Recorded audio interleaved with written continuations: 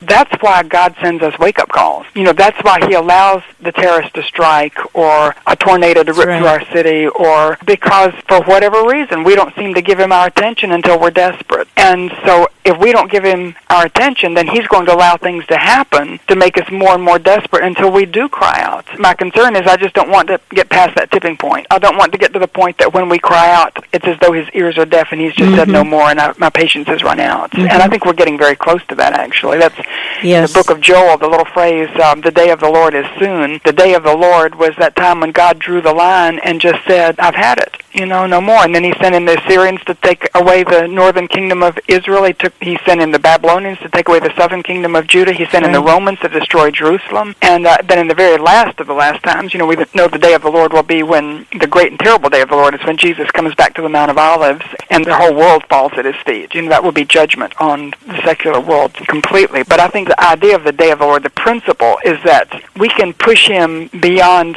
what His patience will take. He said in Genesis 6, He said, my spirit will not always strive with man. And His spirit strives with man in the sense that His spirit is out in the world restraining evil so that we can live life. But there comes a point when He says, I'm not going to do that anymore. And He lifts the restraint so that evil comes in like a flood, and it's very difficult for an average person like you and me to live life in practical ways, much less making an impact spiritually. It gets tougher and tougher. And so what I'm seeing is at every level, it's as though the restraints are being removed, whether it's politically, economically, socially, racially, environmentally. We see the restraints being removed, and things are beginning to unravel. But the antidote to that is to cry out to God and say, we're sorry. We want to turn to You. We want to run to You instead of rebelling against You. We submit to Your authority. Help us, and God is so gracious. Joel 2 says that God is a God of graciousness, compassion, mercy. He's slow to anger. We can turn to Him, and He would be relieved to put the restraints back in place. He would be relieved not to send the judgment. Well, we're concerned, and Graham, lots about the Supreme Court decision at the end of June as it concerns marriage. I'm afraid this could push us over a line of no return. Eric, what are your thoughts on that? Well, besides just the disagreement inside of the body that claims to be Christians, and I use that phrase very markedly,